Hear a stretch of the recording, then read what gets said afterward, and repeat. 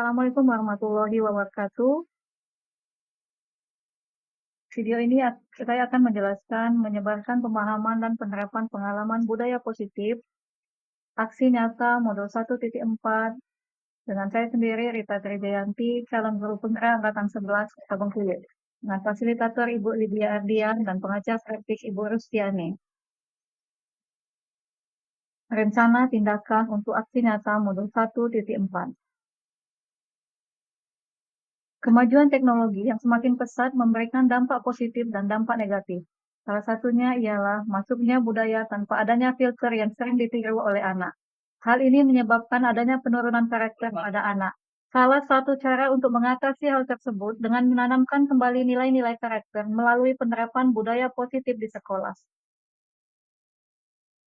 Budaya positif adalah nilai-nilai, keyakinan, dan kebiasaan-kebiasaan di sekolah yang berpihak pada murid agar murid dapat berkembang menjadi pribadi kritis, penuh hormat, dan bertanggung jawab. Hal ini sejalan dengan tujuan pendidikan menurut Ki Hajar Dewantara, yaitu menuntun anak dengan segala kodrat yang ada agar mereka dapat mencapai keselamatan dan kebahagiaan baik sebagai manusia maupun sebagai anggota masyarakat. Tujuan mewujudkan budaya positif yang satu adalah membentuk keyakinan kelas. Selanjutnya, menumbuhkan motivasi internal melalui penerapan disiplin positif, menumbuhkan nilai-nilai kebajikan, mengambil posisi kontrol sebagai manajer dan melakukan segitiga restitusi dalam menyelesaikan masalah. Tolak ukur, terbentuknya keyakinan kelas. Kemudian, tumbuhnya motivasi internal pada diri murid, tumbuhnya nilai-nilai kebajikan pada diri murid, guru mampu menerapkan posisi manajer dan menggunakan segitiga restitusi dalam memecahkan masalah. Selanjutnya, murid mampu menemukan solusi dari masalah yang dihadapinya. Kemudian, murid memiliki karakter yang kuat, terutama karakter profil pelajar Pancasila. Lini masa tindakan aksi nyata. Yang pertama adalah menghadap kepala sekolah untuk menjelaskan pentingnya penanaman budaya positif dan keyakinan kelas di sekolah, serta meminta izin untuk mendiseminasikan bersama rekan guru. Yang kedua, mengumpulkan rekan guru untuk melakukan diseminasi pemahaman materi budaya positif. Selanjutnya, yang ketiga adalah memaparkan materi budaya positif kepada rekan guru. Berikut ini merupakan kegiatan diseminasi di sekolah mengenai pemahaman dan pengalaman budaya positif. Assalamualaikum warahmatullahi wabarakatuh. Alhamdulillahirrahmanirrahim. Terima kasih Bapak Ibu sudah menyempatkan diri hadir di ruangan ini untuk mengikuti diseminasi aksi nyata modul 1.4 budaya positif. Alhamdulillah diberi kesehatan ya Bapak Ibu, kita ikuti nanti kegiatannya sampai selesai. Kemudian salawat beserta salam kita kirimkan kepada junjungan Nabi besar kita Muhammad Sallallahu Alaihi Wasallam, karena beliaulah sudah membawa kita dari zaman jahiliyah ke zaman yang terang benderang seperti kita rasakan pada saat ini.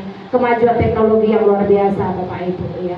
Baik Bapak Ibu, sebelum kita memaparkan diseminasi aksi nyata ini oleh CGP Ibu Indrawati Estos dan Ibu Rita Trijayanti SSI CGP Angkatan 11 SMA Negeri 11 Kota Bengkulu, kita akan mendengarkan dulu arahan dari Wakil Kepala Sekolah ya bagian kesiswaan Bapak Hermanto, karena Kepala Sekolah tidak bisa menghadiri acara ini Bapak Ibu ya, jadi diwakilkan oleh beliau.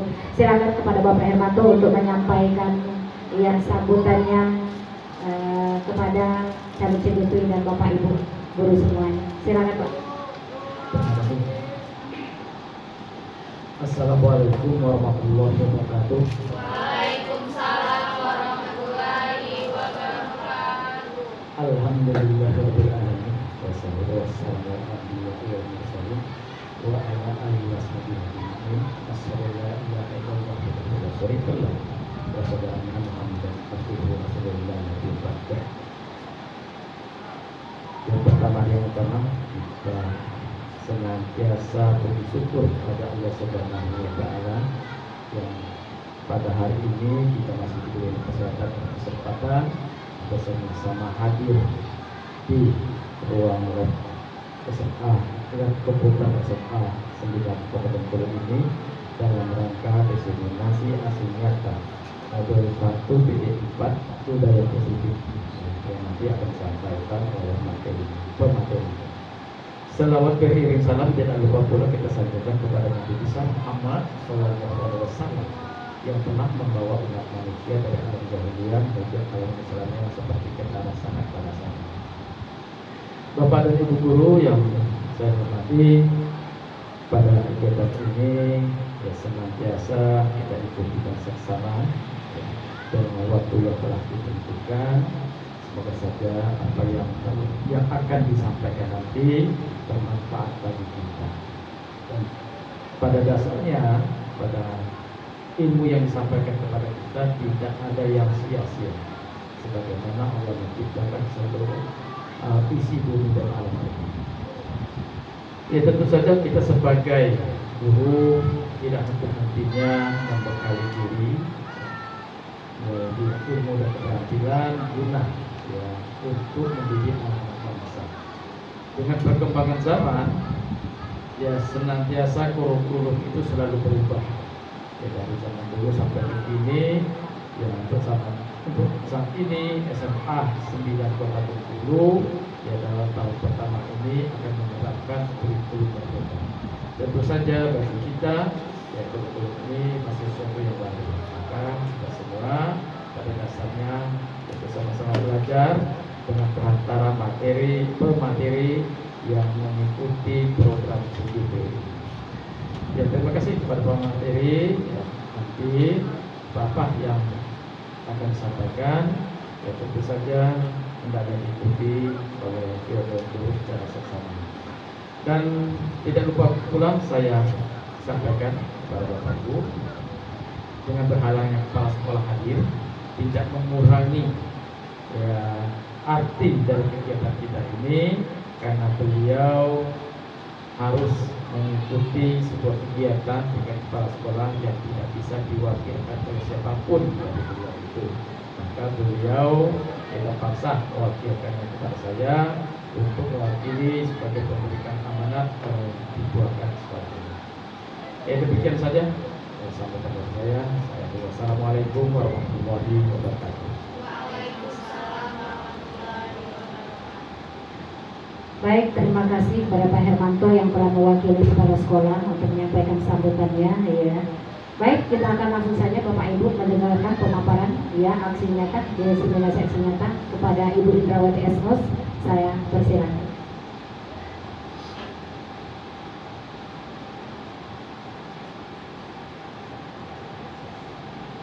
Assalamualaikum warahmatullahi wabarakatuh. Terima kasih untuk kesempatannya. Apa kabar semua Bapak dan Ibu? Harus semangat ya. Ya oke, sebelum saya memaparkan materi tentang diseminasi aksi nyata modul 1.4 budaya positif, saya perhatikan ibu-ibu pada sudah siang ya, ngantuk, lelah gitu kan. Kita ice breaking dulu, gimana kira-kira? Bisa? Bisa ya? Oke, semangat ibu-ibu ya. Silakan semuanya berdiri. Mulai. Tepuk 1. Tepuk 2. Tepuk 3. Oke. Saya balik sekarang. Tepuk 3. Oke. Tepuk 2. Hebat. Tepuk 1. SMA 9. Mantap. Iya, terima kasih Bapak dan Ibu semua. Baik, terima kasih. Pada kesempatan siang ini saya akan menjelaskan tentang diseminasi aksi nyata modul 1.4 budaya positif. Dan perkenalkan dengan nama saya sendiri Ibu Indrawati, di SMA 9 ini mengajar mata pelajaran sosiologi. Iya, baik. Di sini kami CGP angkatan 11 akan memaparkan beberapa materi-materi. Yang pertama saya perkenalkan, ini fasilitator kami yang bernama Ibu Lydia Aryan, MPSI. Dia adalah fasilitator dari Provinsi Sumatera Utara. Ya baik, saya akan memaparkan beberapa materi-materi yang akan kita diskusikan bersama. Baik, di sini Cobalah Anda pikirkan atau Anda lihat gambar di depan. Ini yang menggenggam itu adalah kita anggapkan kita ya. Yang B-nya adalah orang lain. Apa yang kita pikirkan dari genggaman tangan, dan yang B-nya tadi mengatakan menunjukkan ada hal-hal yang ada dalam diri kita. Coba kita bayangkan dulu. Berarti ketika kita melihat genggaman tangan, kita melakukan genggaman tangan kita tadi, artinya kita memiliki sesuatu. Benar tidak? Sesuatu yang orang lain tidak miliki. Sesuatu yang hanya kita sendiri yang tahu. Ya, genggaman tangan tadi. Apa itu genggaman tangan? Ada Bapak Ibu yang bisa melihat, mengartikan dari genggaman tangan tadi. Kita artikan seperti apa? Ada yang bisa bantu? Sesuatu yang berarti, benar sekali. Ada yang bisa menambahkan? Sesuatu yang berharga. Iya. Sekarang saya bertanyakan, sesuatu yang berarti dalam hidup kita, apa salah satu contohnya? Iya, baik, keluarga. Kita bertanggung jawab penuh terhadap keluarga. Apapun situasi dan kondisinya, kita akan selalu membela keluarga. Karena keluarga adalah yang pertama kali tempat kita berinteraksi, tempat kita menanamkan atau mendapatkan kasih sayang dari keluarga. Tempat kita mulai belajar bagaimana menghargai orang lain. Tempat kita mengenal lingkungan-lingkungan kita dari keluarga. Terdiri dari ayah, ibu, dan saudara-saudara kandung kita. Artinya keluarga ini adalah sesuatu yang berharga dalam hidup. Ya, akhirnya pembelajaran dengan paradigma baru. Di sini kita selaku guru melihat bahwa pembelajaran dengan paradigma baru merupakan pembelajaran yang dirancang berdasarkan prinsip pembelajaran berdiferensiasi, sehingga para peserta didik belajar sesuai dengan kebutuhannya berdasarkan tahap perkembangan teori psikologi modern untuk mewujudkan profil pelajar Pancasila. Ya, baik, di sini kita terapkan, artinya perlu kita garis bawahi pembelajaran berdiferensiasi. Ada Bapak Ibu yang bisa, apa kira-kira yang dimaksud dengan pembelajaran berdiferensiasi? Baik, iya, menyesuaikan sesuai dengan kebutuhan peserta didik atau murid. Di sini pembelajaran diferensiasi itu tidak dituntut bahwa kita harus langsung kepada proyek atau hasil, tetapi bagaimana proses tadi akan menghasilkan sesuatu berupa proyek. Itu tadi kata Ibu tadi, pembelajaran berdiferensiasi itu kita melihat kebutuhan-kebutuhan apa saja yang ada dalam peserta didik. Mereka memiliki karakteristik yang berbeda, asalnya, sekolahnya, lingkungannya. Otomatis pola pikir dan gaya belajarnya juga berbeda. Ya, selama ini yang kita lakukan tadi, kita menuntut anak tidak mau gimana prosesnya, yang penting mengumpulkan tugas, harus selesai dan nilainya bagus. Pada kenyataannya, paradigma ini mengatakan bahwa pembelajaran diferensiasi itu adalah melihat kebutuhan-kebutuhan anak di dalam kita mengajar atau di dalam kelas itu. Jadi mulai dari proses, apalagi konten, dan terakhir adalah proyek. Bagaimana proses? Kata saya tadi bahwa dalam proses tadi pertama yang kita lakukan adalah kita lakukan dulu pemetakan, artinya asesmen awal. Bagaimana anak tadi minat belajar atau gaya belajarnya pasti berbeda. Ada yang kita katakan tadi, ada yang menemukan anak dengan gaya belajar hanya menyimak. Ketika guru menjelaskan, dia fokus melihat gitu kan. Tapi dia paham apa yang dia lihat. Misal kita menampilkan video. Dari video tadi tanpa kita jelaskan, anak tadi sudah bisa melihat, menerjemah apa yang disampaikan di video itu, pesan apa yang disampaikan. Terus selanjutnya, anak yang misalnya hobinya misalnya mendengarkan. Nah ini, kita lihat anak tuh ketika kita berbicara di kelas, gaya kita pun kadang-kadang ditiru ya. Bagaimana kita menjelaskan, ibu dengan senyumnya, jadi kadang anak-anak tuh ada, maaf sekali lagi, ketika kita mengajar, kalau ekspresi kita yang kurang menyenangkan, pasti anak itu akan mencoba mencoba meniru gaya kita. Misalnya kita angkat gini, dia juga ikutan angkat rok gitu. Ada anak-anak kita seperti itu. Artinya apa? Kita akan menjadi perhatian ketika kita di depan. Jadi selaku seorang guru, kita harus membuat anak tadi bagaimana caranya dia menyukai pelajaran. Tapi dalam tanda kutip, kita harus mengikuti gaya-gaya belajar mereka. Kita tidak bisa paksakan, nak kamu harus menulis, nak kamu harus menggambar, nak kamu harus mendengarkan. Tidak. Nanti dalam prosesnya kita lakukan asesmen awal sehingga dalam proses pembelajaran tadi akan berjalan dengan baik sesuai dengan minat dan gaya belajar peserta didik itu sendiri. Ya.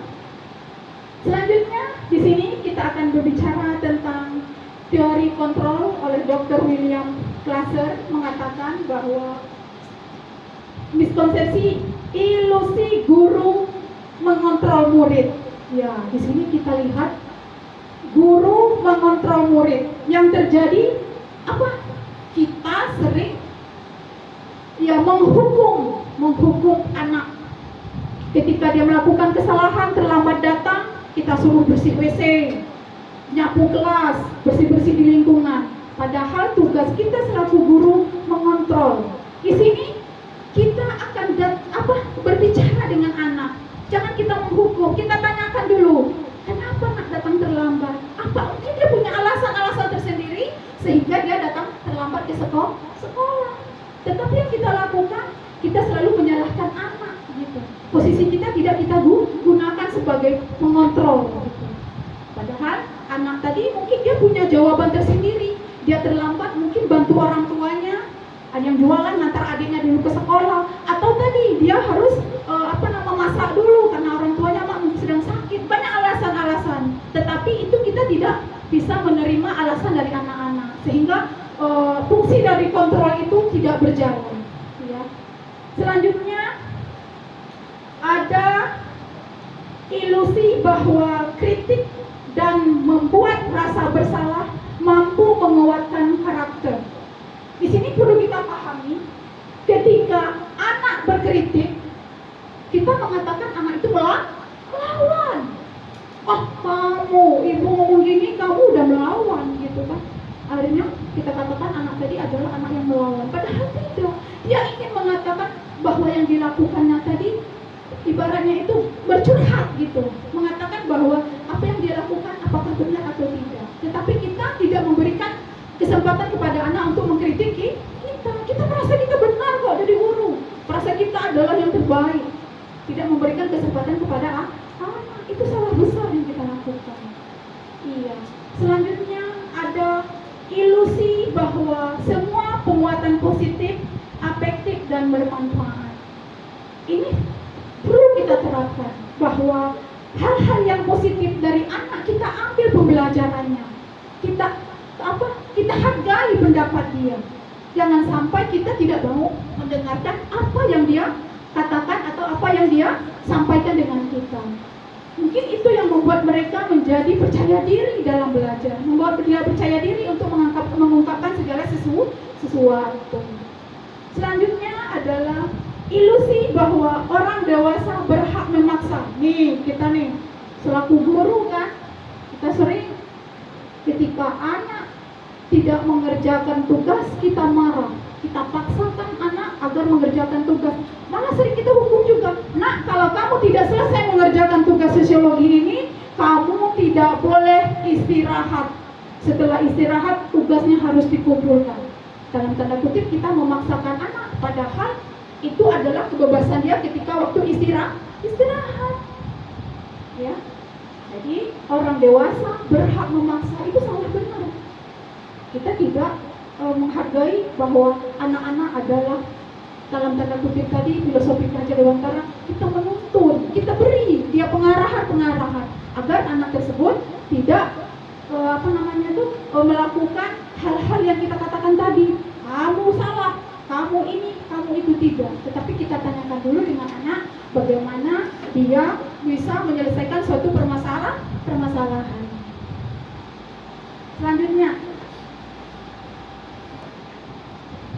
Selanjutnya, disiplin positif. Disiplin berasal dari kata disiplina yang artinya belajar. Disiplin mengaku pada disiplin diri yang memiliki tanggung jawab terhadap apa yang dilakukan berdasarkan nilai-nilai yang diyakinkan.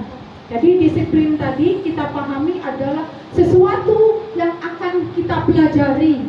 Sebelumnya kita tidak mengenal, akhirnya kita tahu bahwa yang kita lakukan adalah satu proses untuk mendisiplinkan diri, berarti adalah sesuatu yang belajar. Selanjutnya, disiplin positif merupakan salah satu cara penerapan disiplin yang bertujuan untuk menumbuhkan kesadaran serta berdayakan peserta didik tanpa imbalan penghargaan, reward atau ancaman. Jadi kita tidak boleh memberikan sesuatu ancaman atau sebaliknya memberi reward. Nak, kamu hari ini dapat nilai 100, nanti ibu akan kasih nilai kamu 100 juga di rapor. Nantinya memberi motivasi boleh, tetapi kita tidak boleh memberikan reward ketika anak-anak yang lain tadi mendengarkan. Artinya, oh ibu ini memberi reward kepada dia, sehingga anak tadi ada merasa bahwa ada perlakuan yang tidak adil.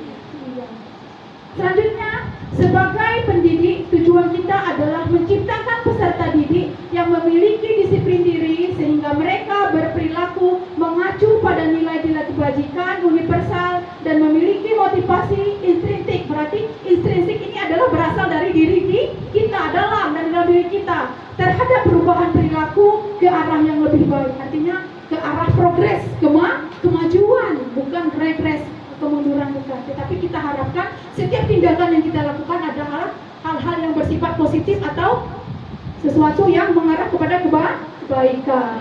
Lanjut. Nilai kebajikan. Nilai yang disepakati bersama lepas dari suku, bangsa, agama, bahasa maupun latar belakangnya. Contoh, nilai kebajikan institusi atau organisasi. Di sini kita mengenal pada ada profil pelajar Pancasila, di mana di dalam profil pelajar Pancasila itu ada nilai-nilai yang berkaitan dengan pelajar Pancasila tadi. Yang pertama, beriman dan bertakwa kepada Tuhan dan berakhlak mulia. Kita beri kebebasan kepada anak. Artinya kita tidak boleh ketika anak berbeda agama, kita tidak menghargai gitu. Sementara dia punya keyakinan, dia berbeda-beda. Selanjutnya adalah berkebinekaan global. Saya tadi kita berbeda-beda, suku, agama, ras, dan kebudayaan kita pasti berbeda-beda. Kita hargai itu. Sementara nilai gotong royong, ini yang kita terapkan dalam kehidupan kita di sekolah. Ada namanya gotong royong, kebersihan kelas. Itu kita berikan kesempatan kepada anak, jangan sampai nilai-nilai tadi hilang dalam diri anak bahwa kebersamaan itu penting. Selanjutnya adalah mandiri. Ya, kita beri kebebasan kepada anak untuk belajar mandiri, mengekspresikan diri agar mencapai tujuan yang dia inginkan. Selanjutnya kreatif. Dalam proses pembelajaran juga anak-anak tadi kita beri kesempatan agar bisa bereksplor. Artinya kemampuan dia bisa membuat sesuatu hal yang baik. Yang terakhir adalah bernalar kritis. Bernalar kritis itu tadi ketika anak menyampaikan sesuatu di kelas, pendapat mereka kita hargai agar dia bisa berpikir menjadi siswa yang lebih baik lagi. Selanjutnya PYP ya. Di situ ada toleransi, rasa hormat, integritas, mandiri, menghargai, antusias, empati. Ya, empati ini kita garis bawahi adalah merasakan apa yang orang lain rasakan. Ketika dia bersedih, kita ikut merasakan apa yang orang lain rasakan. Dan itu namanya empati. Keinginan, kreativitas, kerjasama itu sangat penting sekali, percaya diri dan komitmen. Selanjutnya di keterampilan hidup atau life skill ya. Di sini kita mendapat kepercayaan bahwa dapat dipercaya dalam tindakan kita, lurus hati, mendengar yang aktif, tidak merendahkan orang lain dan memberikan yang terbaik dari diri. Ya, kita tidak boleh merendahkan orang lain. Itu perlu kita garis bawahi. Artinya apa? Ketika kita memiliki kemampuan yang lebih dari orang lain, kita harus melihat bahwa dia punya potensi-potensi yang lain pada diri mereka. Selanjutnya, kebutuhan dasar manusia. Yang pertama, bertahan hidup. Kalau kita tidak diberi ASI oleh orang tua kita dari kecil kemarin, tidak diberikan pakaian, kita tidak bisa seperti ini. Artinya apa? Kebutuhan dasar kita yang pertama kali adalah makan, perlindungan, dan kasih sayang. Ya, contoh di sini kan ada. Jadi selanjutnya kasih sayang dan rasa diterima. Kita di SMA 9 ini, kita ingin kita masuk di dalam organisasi ini, di lingkungan ini, bahwa keberadaan kita diakui oleh orang lain. Iya. Kepedulian, berbagi, kerjasama, menjadi bagian dalam kelompok. Selanjutnya, penguasaan. Harga diri, keinginan untuk dianggap, memimpin, berprestasi. Ya, berprestasi itu tadi, dengan belajar kita bisa mendapatkan sesuatu hal yang kita inginkan, yaitu tujuan kita adalah mendapatkan ilmu. Dari ilmu tadi mungkin kita akan dinilai, orang akan mengatakan bahwa kita adalah seseorang yang berprestasi, diakui dan didengar. Selanjutnya, kebebasan. Kebebasan di sini adalah mandiri, memiliki pilihan, mencoba hal baru, mampu mengendalikan arah dirinya. Jadi kebebasan, ketika kita mengatakan kebebasan belajar itu bukan belajar yang merdeka, bebas sebebas-bebasnya, tidak. Tetapi ada item-item yang harus siswa-siswi kita pelajari, bahwa di dalam kebebasan tadi ada namanya profil pelajar Pancasila, ada tujuan-tujuan yang harus dicapai. Selanjutnya, kesenangan. Ya, jadi setiap kebutuhan dasar manusia itu pasti membutuhkan kesenangan. Bermain, tertawa, itu tertawa juga. Nah, kalau kita, maaf Bapak Ibu, tertawa itu misalnya kita dalam kondisi sedih, apakah bisa kita tertawa? Tidak, iya. Kalau ekspresi sedih itu pasti nunduk, senyum, paling dipaksakan senyum juga, senyumnya, emojinya gimana gitu kan? Iya, karena kita dalam kondisi kesenangan kita berbeda-beda. Ada yang bermain, humor, antusias, dan tertawa. Jadi kesenangan kita ketika kita bertawa artinya memulai semua yang kita lakukan adalah sesuatu yang baik dalam diri kita. Selanjutnya, bisa ya, baik. Selanjutnya ini ada motivasi perilaku manusia yang akan disampaikan oleh Ibu Rita kepada Ibu Rita. Silakan.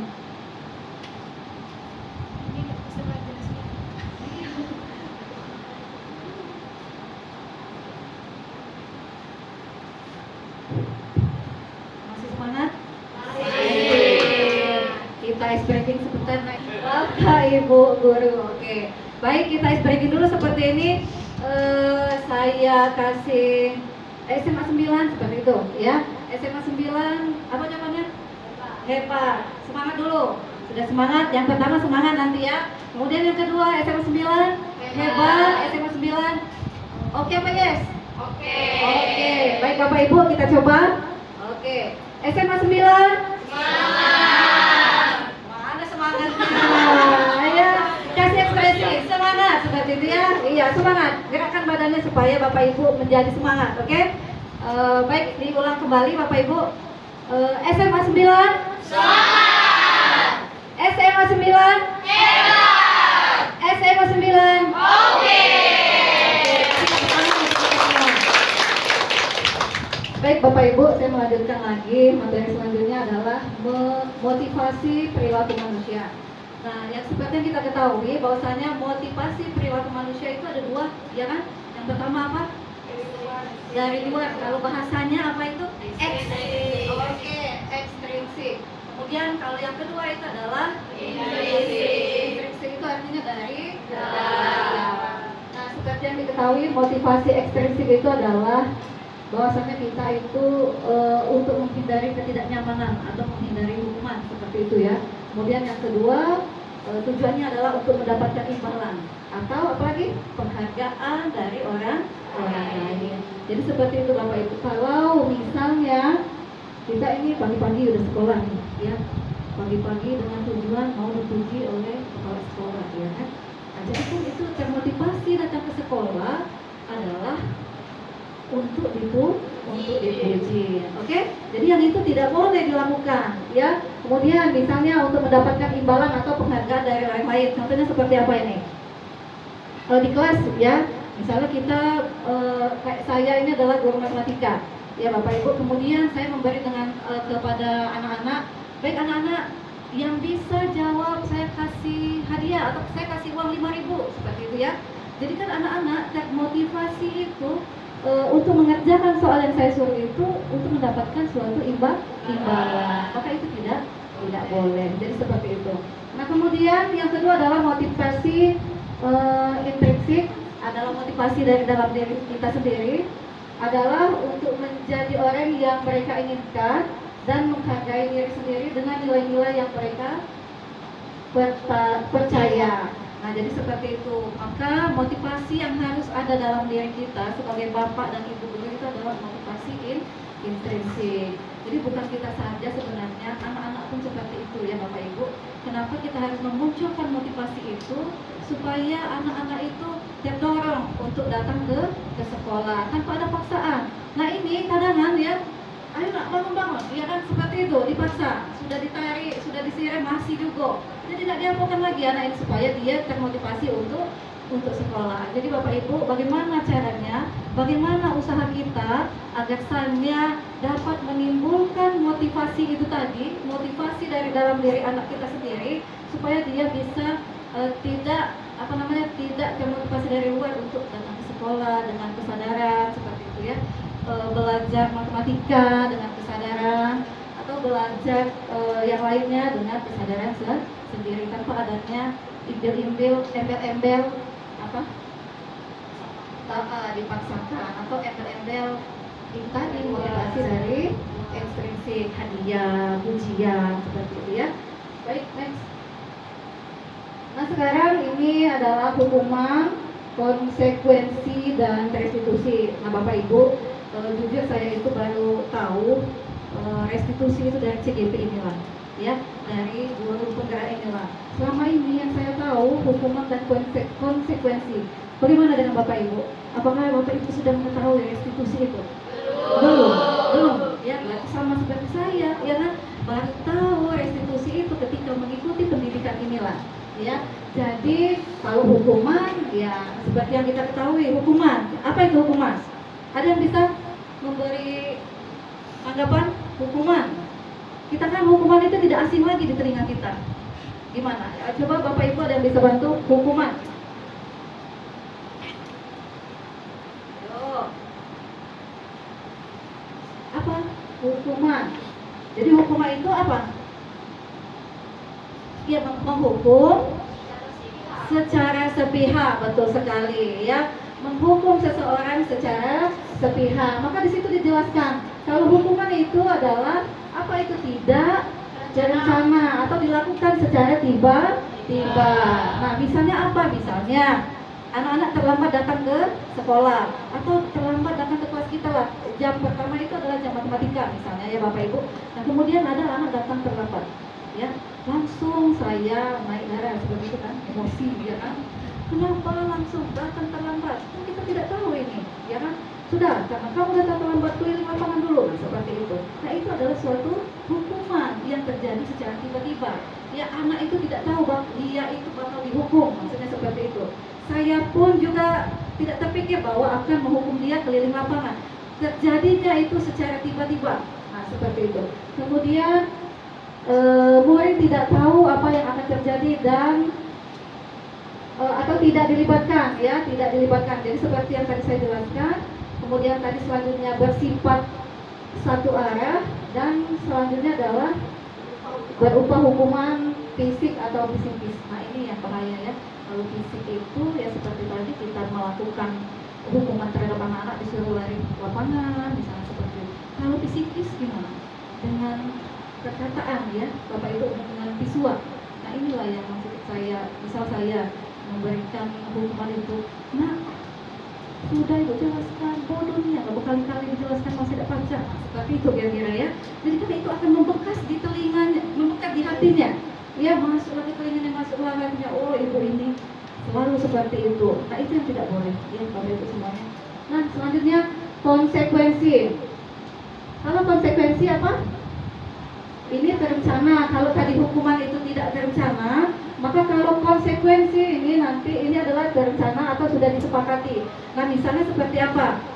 Kalau di sekolah ini, di SMA 9 ini adanya tata tertib. Ya, kalau tata tertib itu kan sudah dijelaskan bahwasannya anak-anak harus mentaati seragam sekolah, atau anak-anak yang rambutnya panjang untuk laki-laki silakan tidak boleh lebih dari satu gimana itu ya, 1, 2, 1 gitu ya, di sininya 1 cm, 2 cm, 1 cm.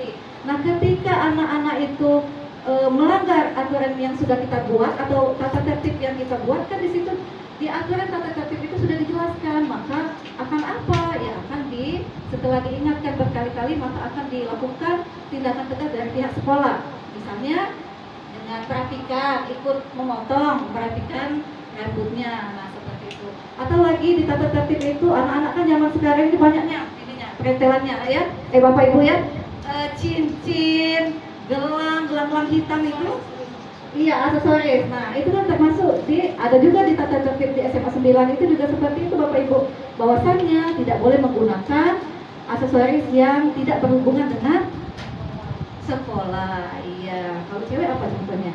Bawa parfum, ya kan? Bawa lipstik. Nah banyaknya anak ini apa katanya, ombre, ya kan? Biar apa? Bibirnya iya merah dan ala-ala Korea seperti itu ya. Jadi yang seperti itu yang tidak boleh. Apa konsekuensinya? Kan sudah dikasih tahu bahwasannya kalau membawa sesuatu yang tidak berhubungan dengan pembelajaran maka akan disita, seperti itu, akan diambil oleh pihak sekolah. Seperti itulah konsekuensi. Jadi bedanya hukuman dengan konsekuensi seperti itu. Kalau hukuman tadi terjadi secara tiba-tiba, maka kalau konsekuensi itu sudah jelas, sudah ada disepakati dan sudah tahu hukumannya. Nah seperti itu. Selanjutnya kalau restitusi, ini adalah pengalaman baru Bapak Ibu. Restitusi adalah proses menciptakan kondisi bagi murid untuk memperbaiki kesalahan. Kemudian akan dilakukan proses kolaborasi yang mengajarkan murid untuk mencari solusi sendiri. Nah ini misalnya ada anak seperti tadi, ketika pelajaran saya ya di jam matematika itu, saya suruh ini mengerjakan tugas untuk mengerjakan matematika nih. Saya kasih soal, ada satu anak misal ya Bapak Ibu, dia ketika saya menyuruh mengerjakan soal matematika, dia mengerjakan soal yang lain. Mungkin kita tidak tahu dia memang tidak suka dengan pelajaran matematika, atau dia belum seperti yang dikatakan oleh Ibu Iin, dia bukan sosiologi seperti itu ya, dia sukanya ke bagian IPS, nah seperti itu. Nah ketika anak yang terjadi yang tadi seperti saya kasih tahu dia mengerjakan pekerjaan lain, maka langkahnya apa? Jangan langsung kita marahin, nak kenapa kamu langsung seperti itu, tidak mengerjakan tugas yang saya berikan. Dan seperti itu ya Bapak Ibu, jadi kita lakukan restitusi. Apa tadi dilakukan proses, jadi jangan di jam pembelajaran kita, atau nanti kita suruh nanti di jam misalnya di jam istirahat atau setelah pulang sekolah silahkan tunggu ibu, maka kita lakukan restitusi di sana. Kita tanyakan kenapa seperti itu, tadi tidak mengerjakan sesuai dengan apa yang sudah ibu katakan. Seperti itu, restitusi itu artinya prosesnya yang kita lihat ya. Baik, next. Selanjutnya adalah 5 posisi kontrol guru. Yang pertama adalah penghukum. Jadi kita harus tahu ya Bapak Ibu, ada 5 posisi kontrol guru itu. Yang pertama adalah penghukum, kemudian yang kedua adalah pembuat merasa bersalah, kemudian yang ketiga adalah teman, kemudian yang keempat adalah pemantau, dan selanjutnya adalah manajer. Baik, kita lihat satu-satu di slide selanjutnya. Bagaimana posisi kita ketika kita sebagai penghukum, seperti itu. Ini adalah contoh penerapan 5 posisi kontrol guru dengan kasus yang sama untuk membedakan 5 posisi kita tadi. Nah yang pertama, kita sebagai penghukum. Jadi kalau ada kalimat dari mulut kita yang seperti itu, atau kita memberikan hukuman karena kamu terlambat tadi, atau tadi kasusnya tidak menggunakan atribut lengkap, maka setelah nanti upacara kalian lakukan hormat di tiang bendera selama 1 jam. Nah seperti itu. Itu adalah kalimat kita guru adalah sebagai penghukum. Jadi seperti itu. Kemudian yang kedua, pembuat merasa bersalah. Nah ini ada kalimatnya. Jadi pembedanya itu adalah di kalimatnya ya Bapak Ibu. Kalau nanti pembuat merasa bersalah itu ada kalimat berapa kali ibu atau bapak harus memberitahu kamu, nak, kamu selalu saja mengecewakan Bapak Ibu ya, bahwasannya kan sudah dikasih tahu Senin kemarin kamu tidak lengkap atributnya, udah Ibu kasih tahu tolong dilengkapi, gunakan topi atau gunakan dasinya, gunakan atribut lengkap di bajunya. Nah ini adalah pemberitahuan sudah beberapa kali, tapi kamu tetap saja mengecewakan Bapak dan Ibu. Nah itu adalah salah satu contoh kalimat untuk membuat anak-anak itu merasa bersalah, atau membuat anak itu merasa bersalah. Selanjutnya. Oke, baik. Selanjutnya kita sebagai teman, yang ketiga tadi adalah posisi guru sebagai teman. Ini bahasanya nih bahasa bestie ya kan? Iya, ini kalau kita bestie itu seperti ini. Ayo dong, gitu ya. Ikut aturan sekolah. Ayo dong nak, gitu. Ikut aturan sekolah. Tolong bantu bapak ibu ya sekali ini. Atau nanti ada kalimat lagi, ya sudah tidak apa-apa. Nah, kan kita selalu tidak ada ketegasan di situ, nah ya, menganggap anak-anak ini tadi sebagai bestie kita. Jadi kita itu di posisi salah kalau kita menganggap posisi kita ini sebagai teman untuk mereka. Maka sekali-sekali jangan selalu kita mengikuti seperti itu, ya. Jadi menurut saya posisi kita sebagai teman ini boleh, tapi sekali-sekali saja, jangan setiap saat kita gunakan, ya. Baik, untuk selanjutnya adalah posisi guru sebagai pemantau. Pemantau ini apa kalimatnya? Kamu sudah melanggar peraturan sekolah, kamu tahu konsekuensinya kan? Nah, seperti itu. Jadi ada kalimatnya seperti itu. Apalagi setelah upacara kamu beli atributnya ke koperasi dan jangan diulangi lagi. Ini kalau ada koperasi ya, di sekolah kita tidak ada koperasi gimana? Gimana coba? Jadi harus ke pasar dulu balik sekolah ini ya. Jadi balik ke sekolah, dia harus ke pasar untuk memenuhi kelengkapan atau atribut sekolah supaya tidak terulang kembali kejadian saat upacara tidak menggunakan atribut lengkapnya. Baik, selanjutnya adalah yang kelima, posisi kontrol guru yang sebagai manajer. Nah, ini adalah posisi yang paling baik.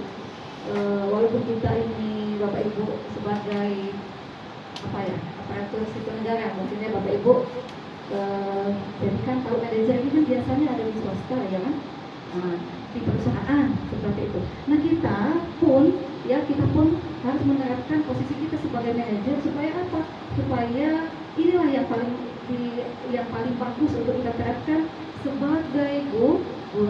Jadi ada kalimatnya, apakah kamu tahu kesalahanmu? Nah, jadi kita menanyakan dengan anak, ya, membuat anak itu bisa memperbaiki kesalahannya dan mencari solusinya sendiri. Seperti itu ya Bapak Ibu.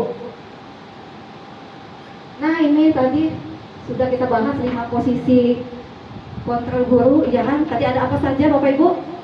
Ada penghukum, selanjutnya pembuat merasa bersalah. Kemudian yang ketiga apa tadi?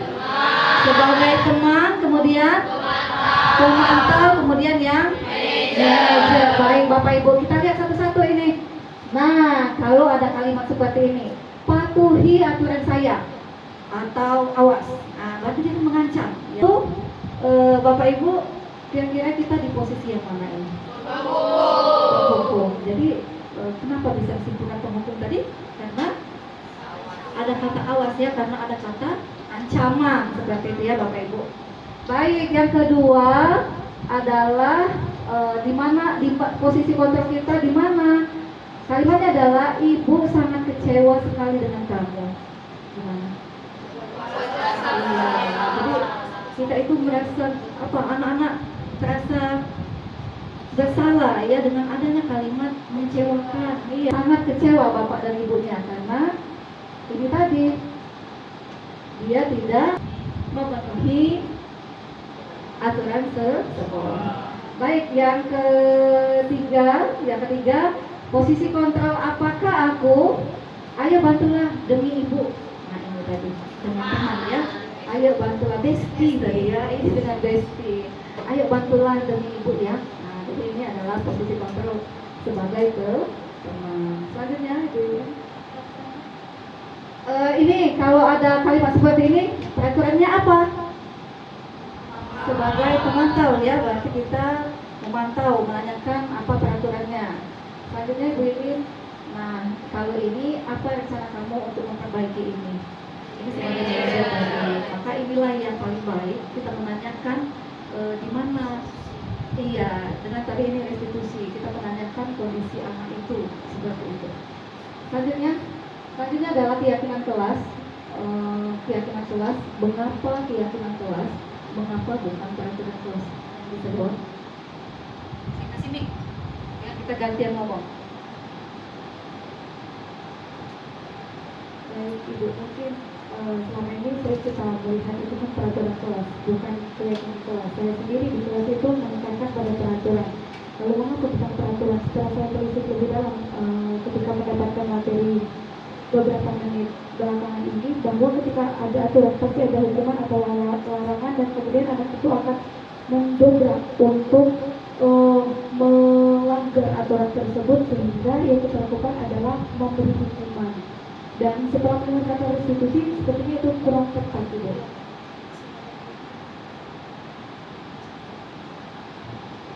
Ya benar sekali ya, jadi seperti itu.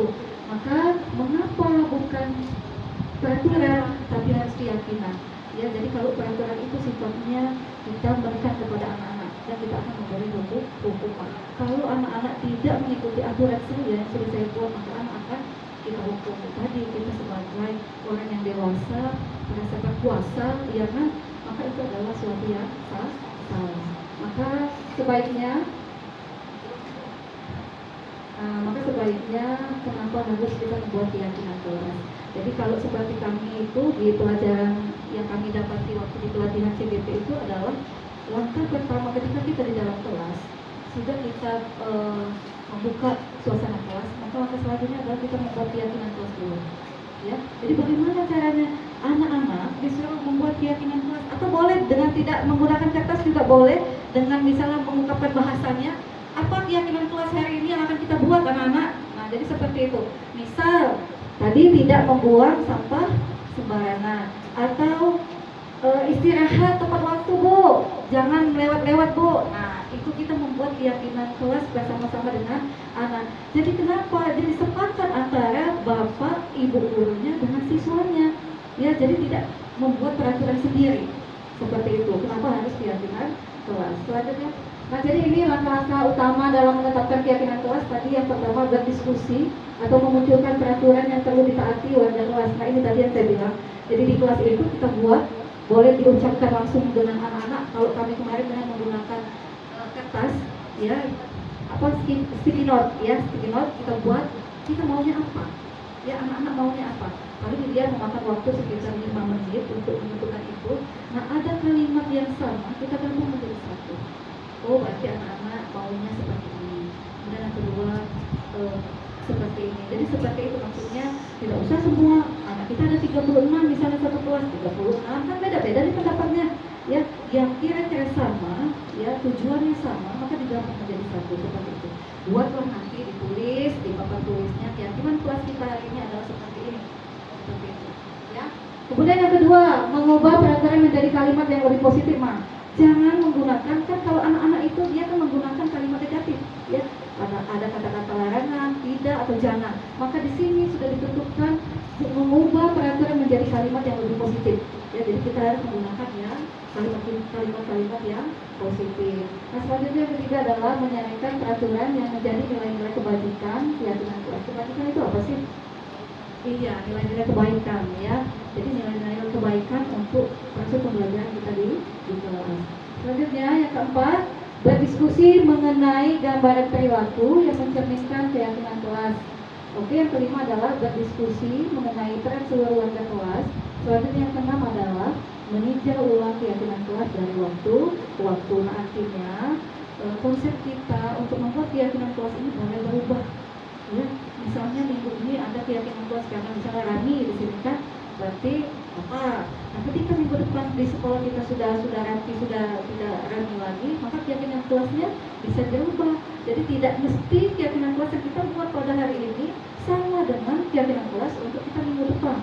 Ya, jadi keyakinan kelas itu sifatnya boleh berubah dari waktu ke waktu, jadi seperti itu.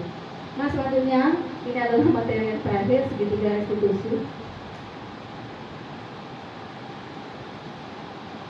Ada 3 tahapan untuk kita menyelesaikan suatu kasus. Tapi kasus ini pun tidak serta-merta semua kejadian itu bisa dikerjakan dengan restitusi. Ya ada momen-momennya yang bisa kita menggunakan segitiga restitusi ini. Yang pertama adalah menstabilkan identitas. Kemudian tahapan yang kedua adalah memvalidasi tindakan yang salah. Kemudian yang ketiga adalah menanyakan keyakinan. 3 tahapan atau 3 proses inilah yang akan kita terapkan ketika anak-anak melakukan suatu kesalahan seperti itu.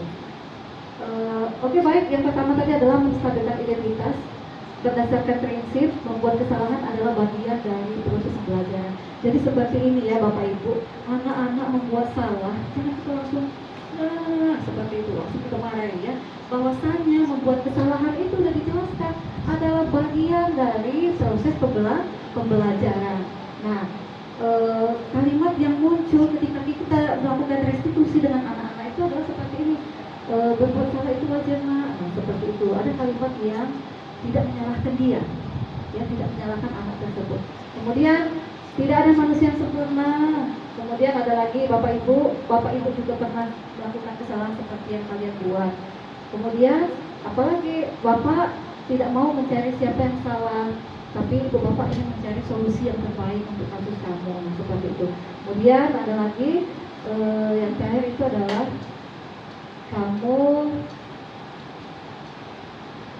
kamu berhak balik tuh. Iya, kamu berhak merasa begitu. Berarti ini dia kenapa ini? Iya, kenapa? Kecewa? Enggak, kamu berhak merasa begitu. Iya, dia mau merasa atau mempertahankan pendapat dia. Misalnya, iya bu, dia tuh nyontek aku terus seperti itu, ya kan? Dia tuh nyontek aku, ya aku marah bu, aku geraklah meja, misalnya seperti itu. Ya, jadi maksudnya yang kamu berhak merasa begitu ya tadi kalimatnya, oh berarti kamu berhak merasa begitu. Nah, kamu mempertahankan apa yang sudah kamu kerjakan. Ya enak aja kawan yang nyontek lain, ya sudah latihan nyontek, PR nyontek juga, aku kerja yang wajar lah kalau marah ya, apalagi pelajaran matematik. Oke, selanjutnya langkah kedua adalah validasi tindakan yang salah. Nah, ini tadi berdasarkan prinsip setiap perilaku berupaya memenuhi suatu kebutuhan tertentu. Nah, apa kalimat yang bisa kita munculkan ketika kita menanyakan, ketika kita melakukan proses restitusi tadi? Ini ada kalimatnya. Kamu pasti punya alasan mengapa melakukan itu. Nah, seperti tadi kan, kenapa kamu melakukan atau kenapa kamu gebrak meja nak? Seperti itu. Ada alasannya. Iya bu, iya nyontek aku terus. Nah, seperti itu ya. Ya Bapak Ibu, kita akan menanyakan validasi tindakan yang salah. Kemudian kalimat yang kedua adalah padahal kamu bisa melakukan yang lebih buruk dari itu ya. Atau nanti ada kalimat kamu patut bangga karena telah menyelidiki sesuatu yang penting buatmu. Atau boleh juga dengan menggunakan kalimat kamu melakukannya karena mempertahankan sesuatu yang penting bagimu. Seperti itu adalah contoh-contoh untuk menanyakan menstabilkan validasi tindakan yang salah gitu ya. Kemudian langkah ketiga adalah menanyakan keyakinan. Menanyakan keyakinan ini berdasarkan prinsip teori kontrol bahwa pada dasarnya kita termotivasi secara intrinsik. Apa tadi intrinsik? Termotivasi dari dalam. Nah, apa yang akan kita tanyakan? Kalimatnya seperti ini. Apa keyakinan kelas yang sudah kamu langgar? Nah, seperti tadi anak yang gebrak meja tadi. Keyakinan kelas apa yang sudah kamu langgar? Nah, apa? Coba. Tidak menghargai seperti itu kan ya. Kemudian apalagi kalimat contohnya nilai-nilai apa yang telah disepakati bersama. Selanjutnya seperti apa gambaran sebuah kelas yang ideal menurut kamu, atau lagi boleh menjadi kalimat kamu ingin menjadi orang yang seperti apa ya. Jadi seperti itu ya Bapak Ibu semuanya untuk langkah-langkah kita dalam restitusi suatu kasus terhadap anak kita di kelas. Nah, ini contoh saya melakukan restitusi. Kedengaran nggak ini?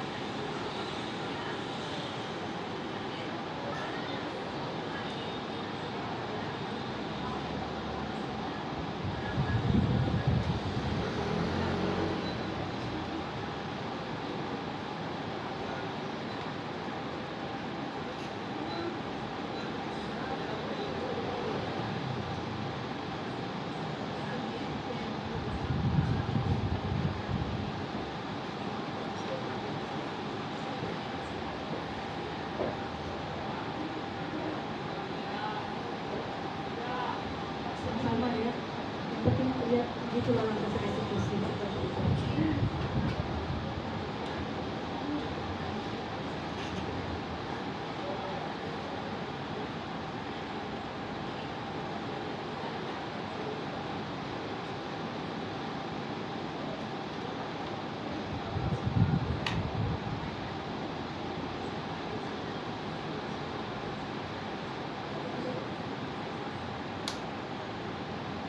Nah, ini cangkulnya mungkin ini agak kuat suaranya ya.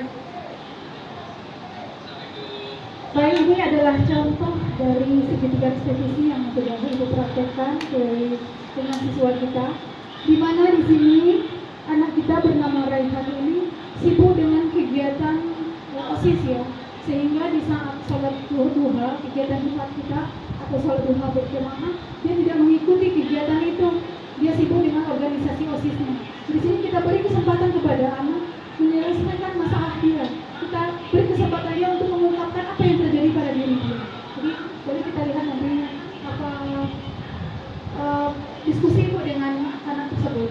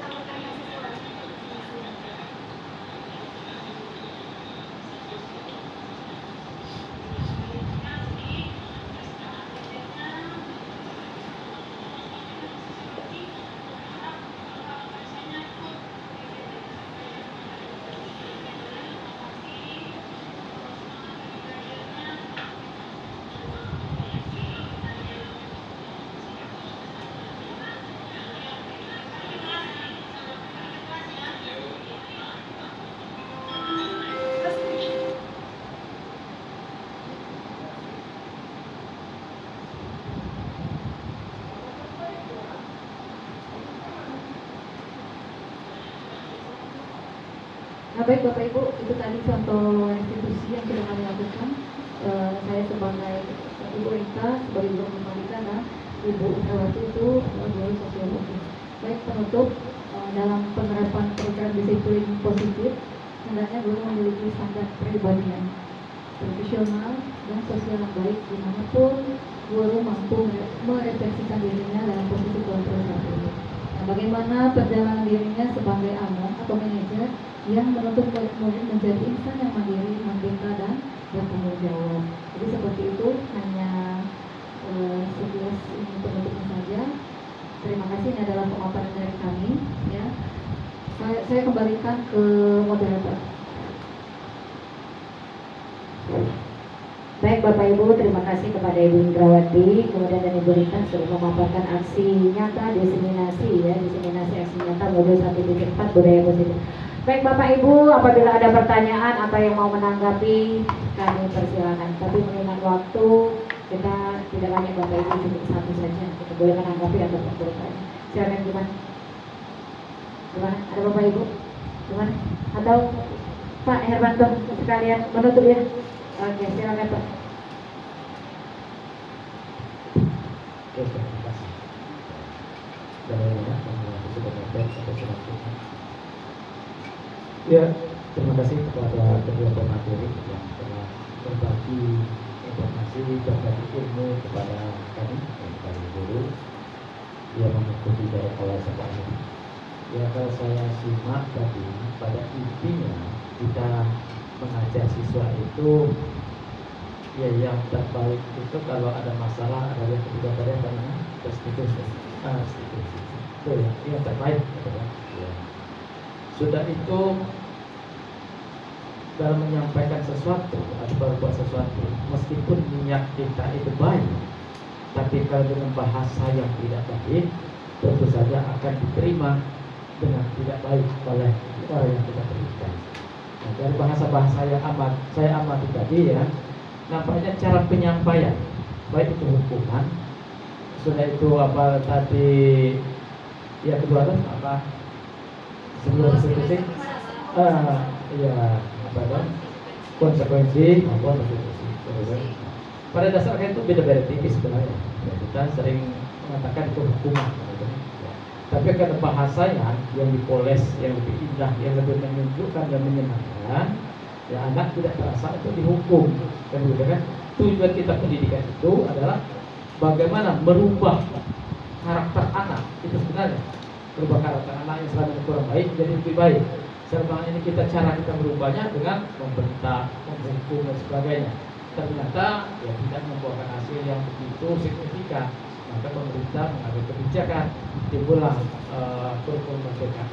Begitu ya, untuk Bapak Ibu ya kali yang masih muda-muda ya. Kalau yang tua-tua ini mungkin sudah terlanjur bersalah. Ya, sudah terlalu berat, sudah banyak dosanya, tapi ya mungkin itulah niat kami sebenarnya ya baik, tapi karena cara kami menyampaikan tidak baik, ya maka penilaian yang menerima ya katakan nasihat itu akan menilai kami itu tidak itu saja. Oke, terima kasih. Wassalamualaikum warahmatullahi wabarakatuh. Baik, terima kasih Pak Hermanto sudah menutup acara kita hari ini. Demikianlah Bapak Ibu ya, selesai sudah acara diseminasi kita hari ini. Terima kasih atas perhatiannya dan partisipasinya. Lebih kurang kami mohon maaf. Kami akhiri. Wabillahi taufiq wal hidayah. Wassalamualaikum warahmatullahi wabarakatuh.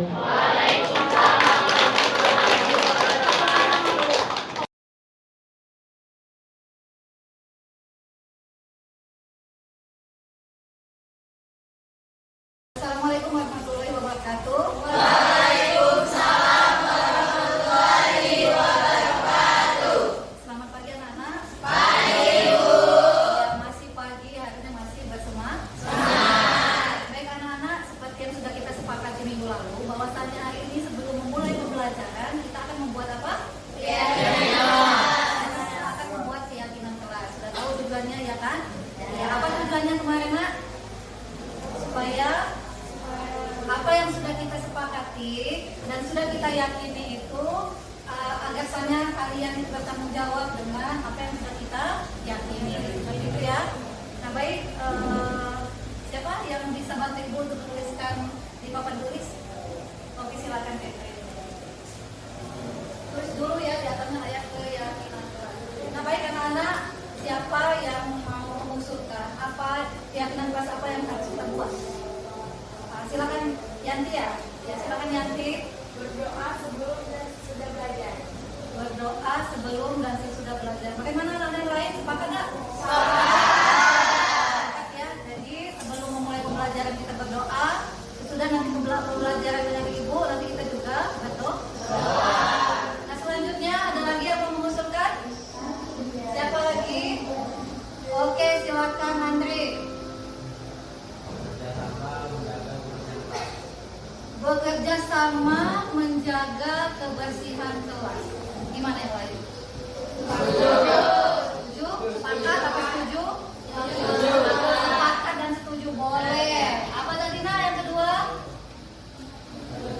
Bekerja sama menjaga kebersihan kelas. Oke ya. Bekerja sama menjaga. Baik, yang ketiga, ada lagi nggak usulan kalian? Oke, silakan ya. Hadir tepat waktu. Hadir tepat waktu. Nah, ini gimana? Gimana? Betul nggak? Jadi kalau sudah disepakati, jangan sampai nanti kalian melanggar kesepakatan kita. Kalau kita nanti masuknya jam 7.30, ya masuknya 7.30 ya. Jangan ada lagi yang singgah ke kantin. Jadi sampai langsung masuk ke kelas. Apa tadi yang ketiga? Ulang lagi nak. Hadir tepat waktu. Selanjutnya yang keempat. Siapa lagi? Ada lagi kau usulan? Silakan Jackie. bersikap jujur, saling menolong, menghormati dan menyayangi. Bersikap jujur, saling menolong, Menghormati dan menyayangi. Gimana yang lain? Sepakat gak? Berarti kita itu harus saling bersikap jujur. Nah ya, jadi kalian harus bersikap jujur. Selanjutnya tadi menolong, menghormati dan saling menyayangi. Sepakat semua ya. Jadi ini harus dilaksanakan karena ini adalah kesepakatan kita semua. Lagi bersikap jujur, saling menolong, menghormati dan saling menyayangi. Oke, masih adakah tambahan? Masih? Oke, apa nak? Menggunakan handphone sesuai kebutuhan. Gimana? Setuju. Ya. Jadi kalau sudah disepakati menggunakan handphone sesuai kebutuhan, ketika pembelajaran ibu-ibu tidak menyuruh kalian menggunakan handphone, maka jangan dikeluarkan. Ya. Jadi nanti ada saatnya ibu suruh kalian searching di Google, maka itu baru kalian keluarkan karena itu memang kebutuhan yang harus dan sudah ibu suruh, maksudnya seperti itu ya. Apa tadi nak? Yang kelima, menggunakan handphone sesuai dengan kebutuhan.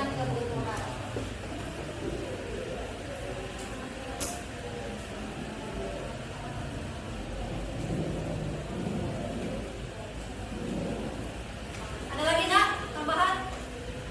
Sudah? Kalau sudah, kayaknya silakan dulu. Terima kasih banyak ya. Baik, kita ulang sekali lagi. Kita ulang sedikit lagi. Maka keyakinan kelas yang sudah kita sepakati ini tadi ada 5, ya kan? Yang pertama adalah berdoa sebelum dan sesudah belajar.